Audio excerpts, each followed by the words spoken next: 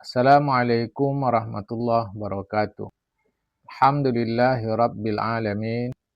Wassalatu wassalamu ala asyrafil anbiya'i wal mursalin habibina maulana Muhammadin wa ala alihi wa sahbihi ajma'in. Man yahdillahu fala mudilla lahu wa man yudlil fala hadiya lahu. Qala al-musannif rahimallahu ta'ala wa nafa'ana bi ulumihi fid dharain amin. Summa qal babul hikayati. Bermula ini adalah bab yang memuat beberapa kisah. Dari Anas bin Malik radhiyallahu ta'ala dia mengatakan ada seorang sahabat menjumpai Nabi. Dia bilang begini, ya Rasulullah, apakah kulitku yang hitam, wajahku yang jelek menghalangi aku masuk surga? Itulah pertanyaan dia. Kata Rasulullah, tidak.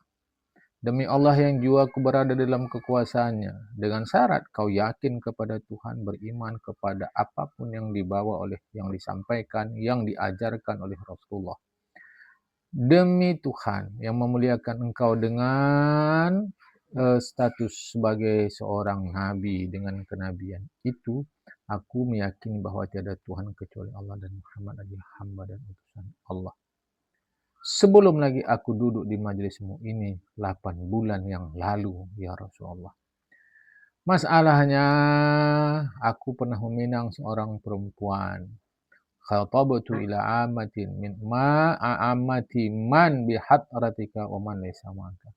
Aku pernah menang perempuan, orang yang ada di sekitar baginda maupun orang yang jauh dari baginda. Mereka tolak aku.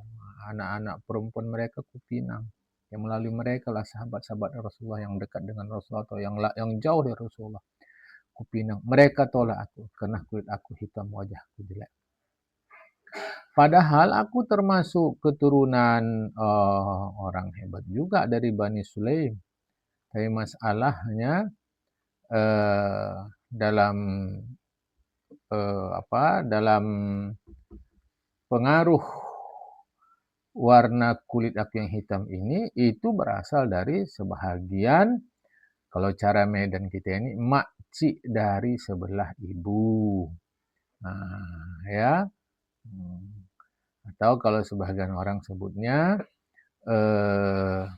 bule atau bude, itu cara orang Jawa, atau tante, ya,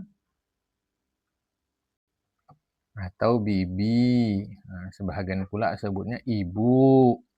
Nah, ya. Jadi aku ini sebenarnya masih ada darah bangsawan, keturunan bangsawan dari Bani Muslim. Cuma kulitku hitam ini terpengaruh saudara perempuan dari sebelah ibuku. Hah? Nah, baik. Itulah kira-kira. Rasul pun tanya, Amar bin Wahab ada hari ini dia, mana dia? Nah, kata Rasulullah, dia itu berasal dari suku Saqif, baru masuk Islam. Nggak ada ya Rasulullah. Nah, siapa yang tahu rumahnya? Nah, kau tahu rumahnya? Tahu. Nah, kata Rasulullah, pergi ketuk pintu rumahnya. Nah, tapi ketuklah pelan-pelan. Nah, kemudian ucapkan salam. Kalau kau masuk ke rumahnya, bilang, Rasulullah mengawinkan anak gadismu denganku. Nah, kan tadi kau tahu kan rumahnya? Nah, ini kata tanya Rasulullah kepada yang berasal dari Bani Muslim tadi. Nah, anak perempuan daripada Ammar bin Wahab itu bernama Atik. Cantik, pintar.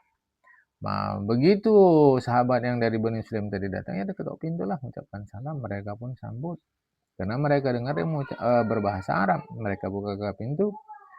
Tapi begitu mereka tengok kulitnya hitam, wajahnya jelek, alah mereka pun tolak. Aduh, malas mereka. Enggan. Inqabadu.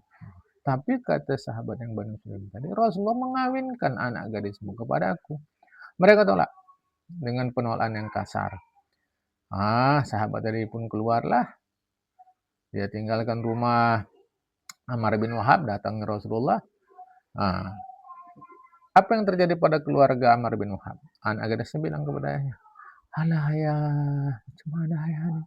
Selamatlah yang selamat.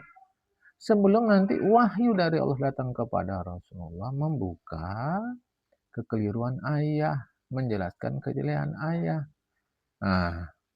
Penyaku Rasulullah qad zawajin minhu faqad raditu. Bila betul memang Rasul sudah menikahkan aku dengan tamu kita tadi, aku rela. dengan apapun yang direlakan oleh Allah dan Rasulnya. Fakharaja Syekh, ayahnya pun keluar, yaitu Ammar bin Auf keluar menjumpai Rasulullah. Dia cari tempat duduk yang paling dekatlah dengan majelis pertemuan Rasulullah. Kata Rasulullah, engkau yang menolak Rasulullah ya. Antara ala Rasulullah maratta, engkau yang tolak.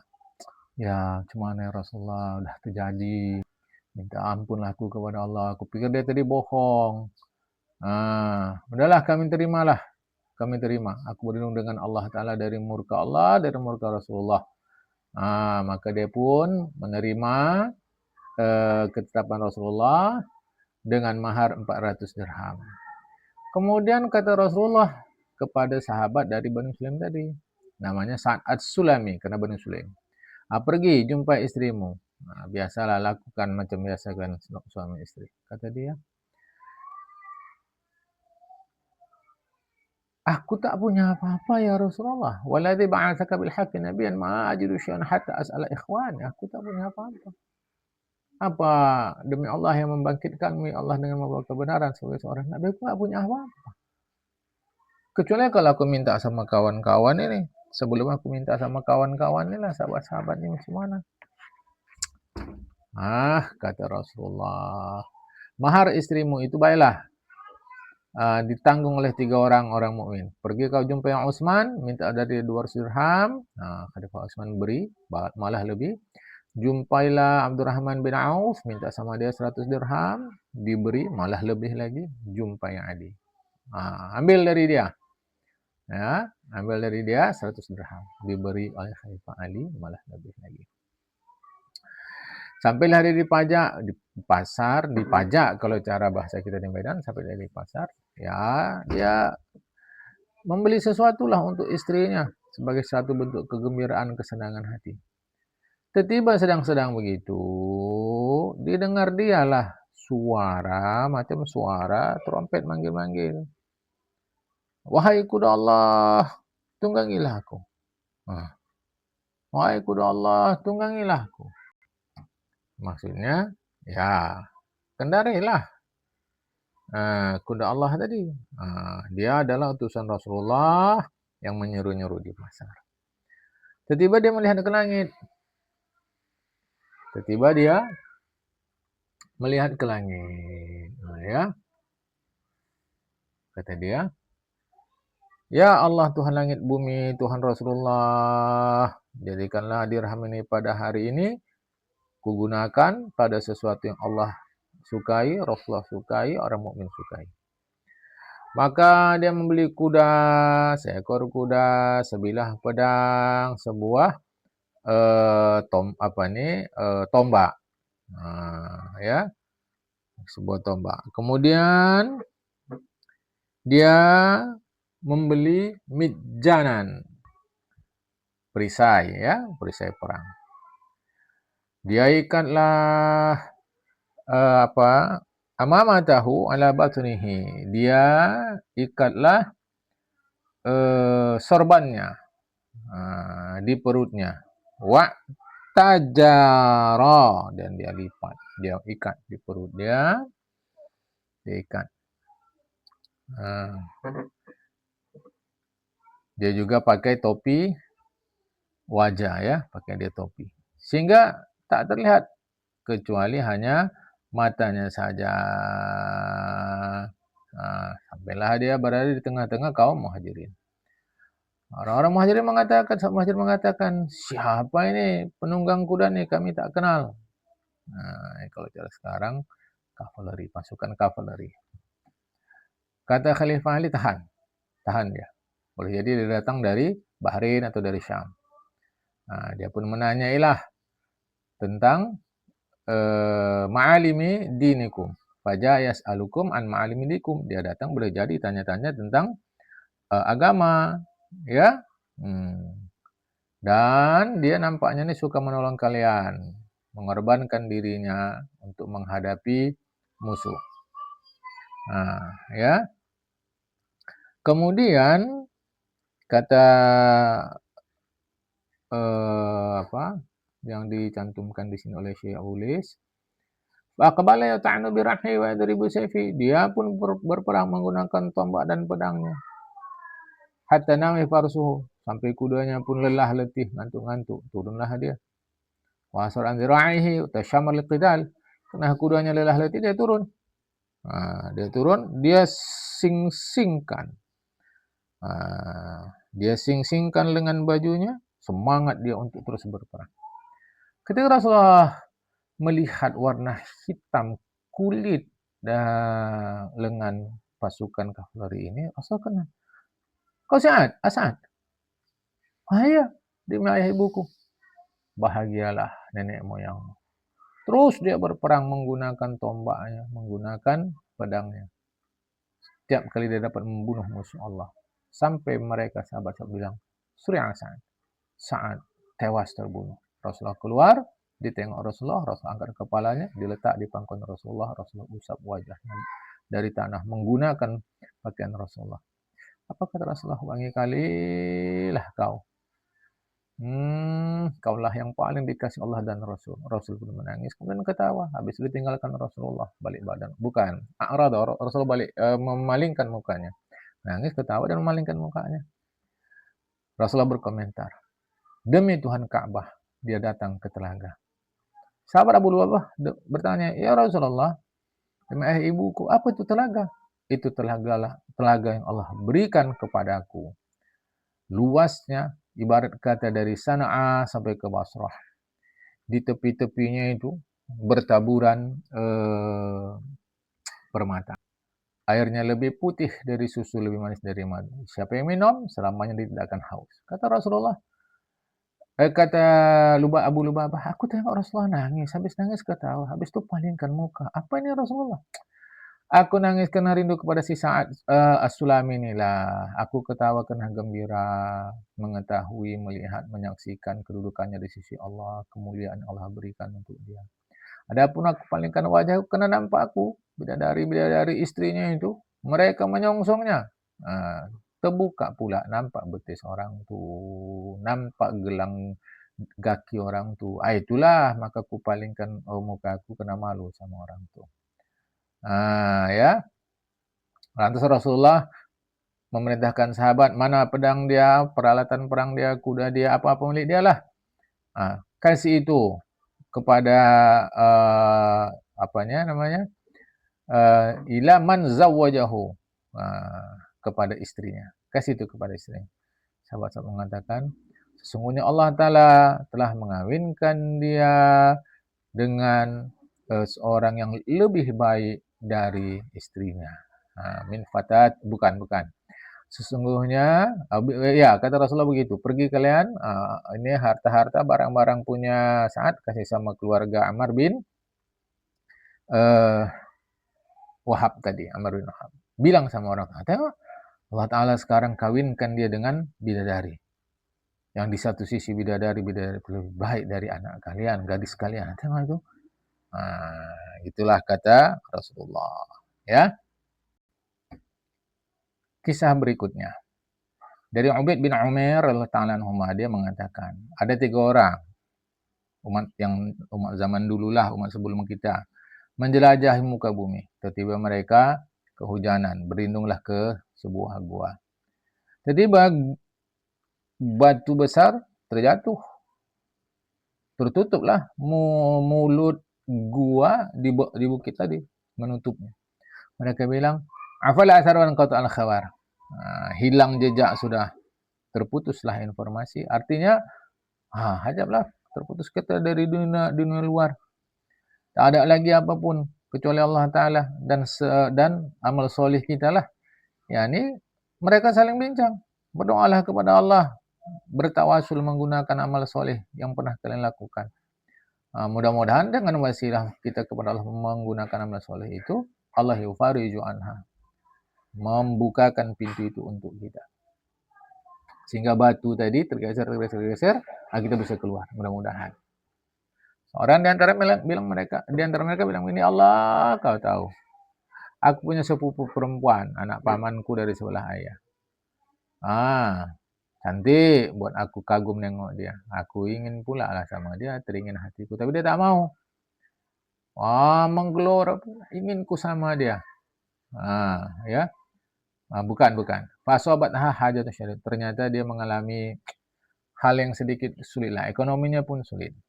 Tiba-tiba ada keperluannya yang sangat besar, datang dia kepada aku. Minta sama aku. Aku bilang, lah, tak mau aku bantu kau. Sampai kau menyerahkan diri kau kepadaku. Dia tak mau, pergi. Tapi balik lagi. Karena tadi dia mengalami kesulitan ekonomi. Dalam satu riwayat yang lain disebutkan, suaminya sakit. Orang itu punya anak-anak kecil. Nah, mereka mengalami kelaparan. Nah, satu yang lain bilang begitu. Dia datang sama aku, minta sama aku kali dua, kali ketiga, kali keempat. Aku bilang, tak akan ku kasih, tak akan ku bantu, tak akan ku tolong kau. Sampai kau serahkan dirimu kepada aku. Dia bilang, hati kau lah. Tetapi itu tadi dasar perempuan orang baik. Ketika dia duduk, bukan. Kata si laki-laki tadi, ketika aku duduk, macam mana duduk? Suami istri lah. Ya, ketika duduk begitu, irta'atu, aku pun menggeletar, rasa tak enak, kan? Sepupuku tadi bilang begini, tidak boleh, la yahillakan tafuka hal khatim illa bihalli. Tak boleh kau melepaskan cincin kecuali kau menghalalkannya. Kemudian, udahlah karena aku menggeletar gitu, ku tinggalkanlah dia, ku penuhilah keperluan dia. Ya Allah, jika engkau menurutmu apa yang kulakukan ini semata-mata mengharapkan ridhomu Tuhan, lepaskanlah kami. Bukakanlah pintu ini. Bukakanlah pintu gua ini, geserkanlah batu ini. Fan farojat, terbukalah pintu gua itu sikit. Itu orang pertama. Orang kedua, ya Allah jika menurutmu, ya Allah aku punya orang tua. Udah tua lah, dua-dua udah sepuh. Kerjaku memerah susu. Waktu sore aku datang untuk memberi mereka minum susu tadi. Rupanya mereka dulu sudah tidur. Aku tak suka pula membangunkannya.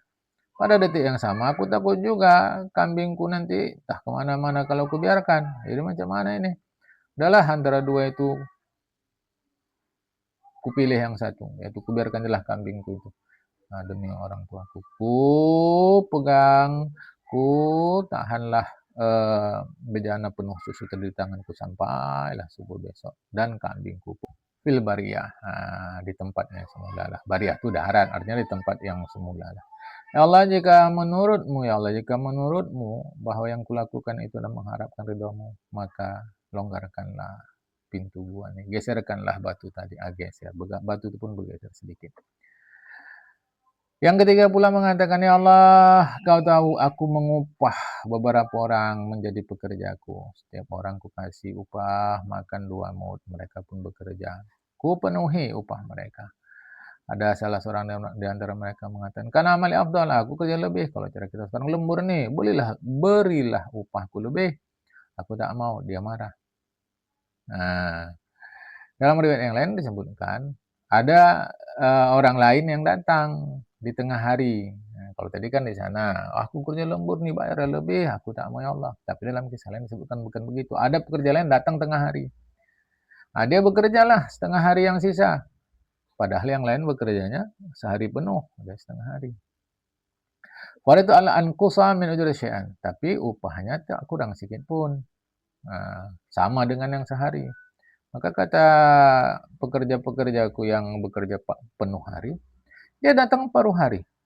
Sedangkan aku 1 hari, kau samakan pula gaji kami. Hal naqastu min ujuri syai'an. Rupanya upah kau kurangi. Kan enggak. Walaupun kau penuh kerja aku kasih upah, dia setengah hari aku kasih upah kau kan enggak aku kurangi. Dia marah, rasa dia macam tak adil aku. Dia tinggalkan upah dia sama aku. Dah tak diambilnya upah dia yang 2 mut itu. Dia pun pergi. Yang 2 mut itu kusimpan. Ku simpanlah, ku tanam. Ternyata tumbuh. Kuolah, kujualkan. Jadilah sapi, kambing, unta, banyak yang lain. Tetapi belakang hari datang dia minta. Ya, karena dia mengalami kesulitan ekonomi. Ku bilang, tengok itu semua. Sapi, kambing, unta, banyak lagi itu. Ambil tuh. Kenapa? Karena inilah upah kau sebenarnya. Singkat kata, ya Tuhan, kalaulah menurutmu, ya Allah, in kunta ta'ala, menurut bahwa yang kulakukan itu adalah mengharap ridhamu, maka geserkanlah batunya sedikit lagi. Bukakanlah dia.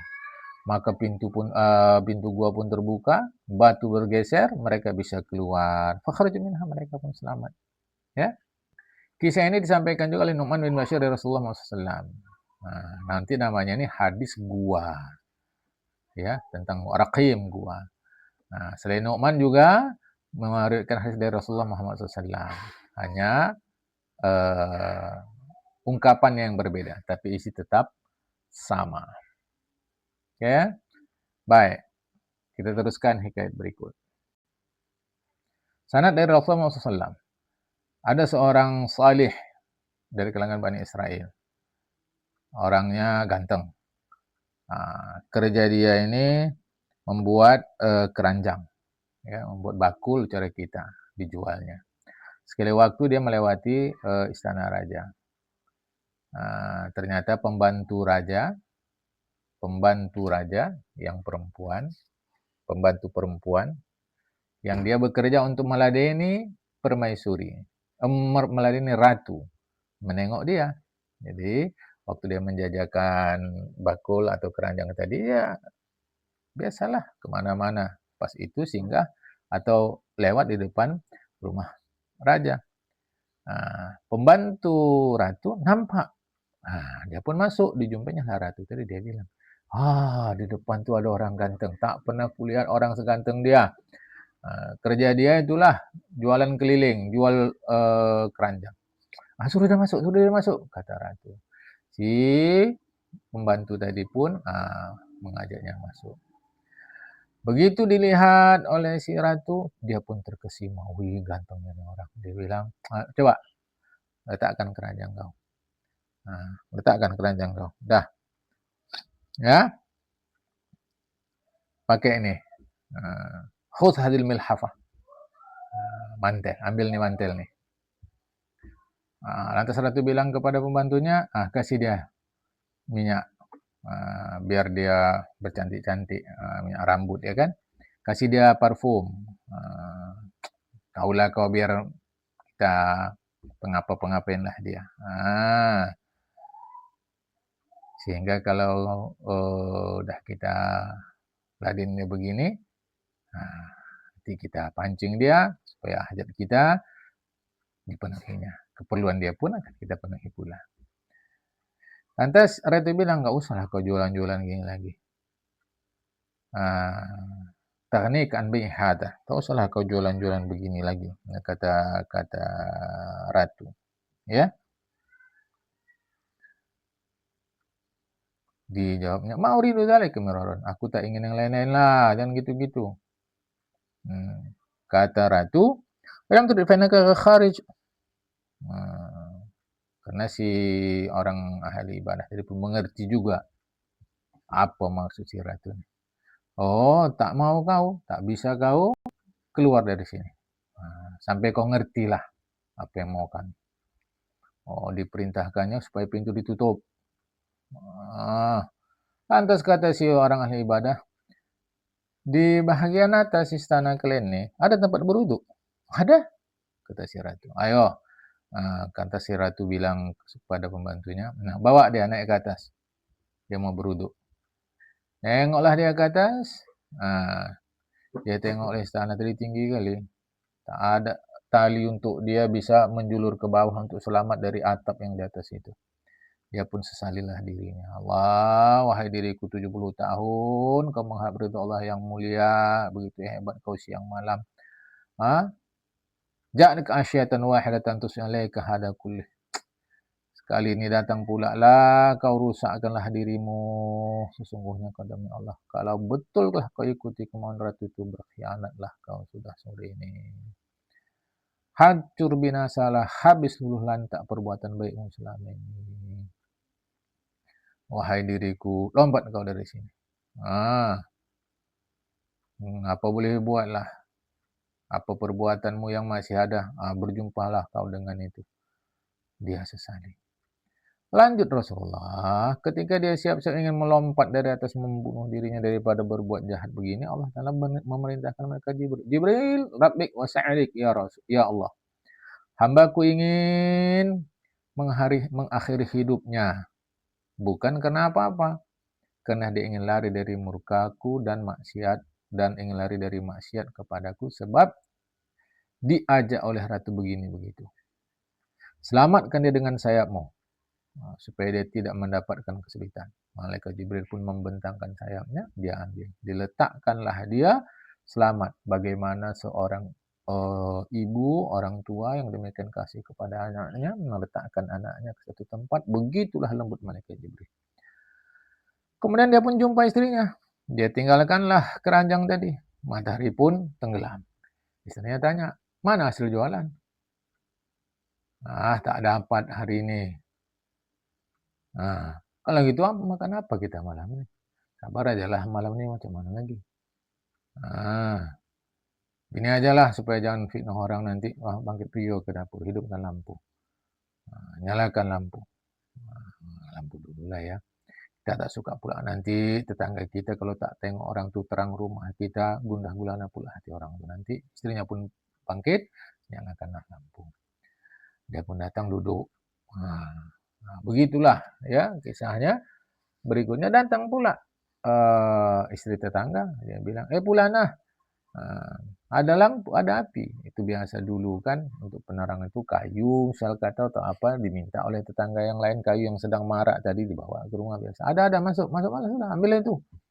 Dapur itu ada. Dia pun masuk, habis itu keluar. Dia bilang, Fulana. Ya, apa yang kulihat kau nasi? Cerita-cerita aja. Roti kau di dapur udah masak, hampir gosong pun. Dia pun ya heran juga kok ada roti. Dia bangkit, tengoknya ternyata terpanggang roti bersih di situ sudah. Diambil lah, ya. Dia letaklah di cara kita talam. Ini hufnah piring besar talam. Dia pun datang kepada suaminya. Dia bilang kepada suaminya, Inna rabbaka yasna'bika hadza illa wa anta alaihi karim. Allah tidak berbuat begini kepadamu kecuali karena kau orang yang mulia. Berdoalah kepada Allah Ta'ala agar Allah mudahkan dalam sisa umur kita dalam menjalani hidup ini. Ada kemudahan rezeki. Kata suaminya, sabarlah kau. Sambil dia bilang, udahlah, aku doa sama Allah. Pada jauh malam dia pun salat, berdoa kepada Allah. Ya Allah, istriku minta kau berilah yang meluaskan hidup kami di sisa umur kami, lapangkanlah hidup kami, lancarkanlah finansial kami. Tiba-tiba atap rumah orang itu terbuka. Turunlah malaikat kah atau apakah? Dia menggenggam permata yakut sinar seminar. Rumah itu menjadi terang benderang. Bagaimana diterangi sinar matahari. Ya. Dia kan sedang ibadah tadi malam itu. Dia raba-raba kaki istrinya karena istrinya sedang tidur dekat dengan dia. Dia bilang, bang, ambil nih yang kau minta nih. Kata saya, janganlah tergesa-gesa. Untuk ini rupanya kau bangunkan aku. Aku tadi tidur. Waktu tidur itu, nampak aku tidur kan? Aku mimpi. Seakan-akan aku melihat kursi yang dipenuhi emas. Kursi yang terbuat dari emas dipenuhi permata. Ya, aku zabarjut. Cuma aku tengok sikit kursi kau tu macam sompel sikit. Aku tanya dalam mimpi itu, untuk siapa kursi ini? Dijawab oleh orang dalam mimpiku. Ini kursi suami kau lah. Kenapa sompel sikit?